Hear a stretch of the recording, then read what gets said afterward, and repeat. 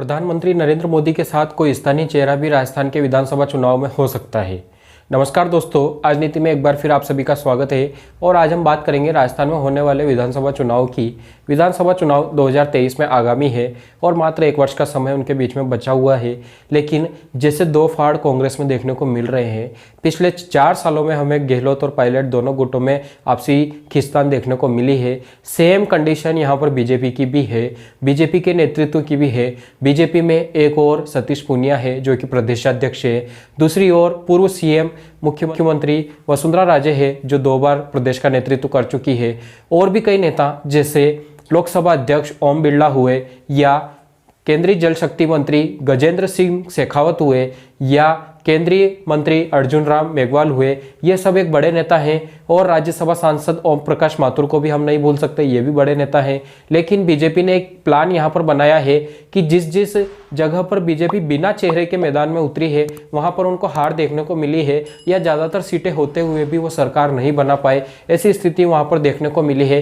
ताज़ा उदाहरण हम लें तो जब अरविंद केजरीवाल नए राजनीति में उतरे थे, पहली बार वो बीजेपी से मुकाबला कर रहे थे। जब मोदी लहर में नरेंद्र मोदी की लहर चली हुई थी, 5 राज्यों में यहाँ पर बीजेपी की सरकार बनी थी, तब दिल्ली चुनाव में बीजेपी ने हर्षवर्धन को उतारा था और 31 सीटें वो उन्होंने बीजेपी के लिए जीती थी। लेकिन उसके तुरंत ही बाद जो चुनाव हुए उनमें बीजेपी ने कोई चेहरा नहीं दिया और चेहरा नहीं देने की वजह से अरविंद केजरीवाल यहाँ पर अपने खुद के चेहरे पर आगे बढ़ते गए और वो अब दिल्ली के बाद पंजाब और गुजरात तक वो पहुँच चुके हैं। पंजाब में सरकार बनाने के बाद वो गुजरात के विधानसभा चुनाव में पूरे जोर खम से वो लगे हुए थे। तो यहाँ पर राजस्थान में भी विधानसभा चुनाव आगामी है जहां पर वो चेहरे की बड़ी वैल्यू होती है, चेहरे को बड़ी महत्वता दी जाती है और वही यहां पर देखने को मिलेगा।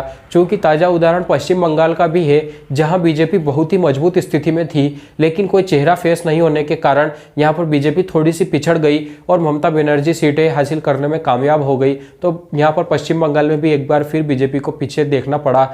और चूँकि अभी हाल ही में विधानसभा चुनाव गुजरात और हिमाचल के हुए हैं, गुजरात के अंदर यहाँ पर भूपेंद्र भाई पटेल और हिमाचल के अंदर जयराम ठाकुर जो कि अभी वर्तमान सीएम है, इनको यहाँ पर चेहरा बनाया गया है और इन्हीं के नाम पर वोट मांगे गए हैं और नरेंद्र मोदी ने उनका सपोर्ट किया है, नरेंद्र मोदी ने उनको सहारा दिया है। तो राजस्थान में भी यही देखने को मिल सकता है। राजस्थान बीजेपी में भी नरेंद्र मोदी के साथ कोई स्थानीय चेहरा उतर सकता है जिससे यहाँ पर वोटों में इजाफा हो, सीटों में इजाफा हो और सरकार आसानी से बन सके।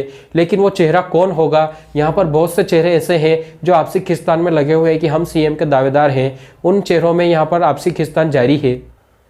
जहाँ चेहरा घोषित नहीं किया वहाँ पर बीजेपी हारी है, लेकिन जहाँ चेहरा घोषित किया वहाँ पर बीजेपी जीती भी है। चाहे उदाहरण यूपी का हो जहाँ पर योगी आदित्यनाथ चेहरा थे, या उत्तराखंड का हो जहाँ पर पुष्कर सिंह धामी यहाँ पर सीएम फेस थे।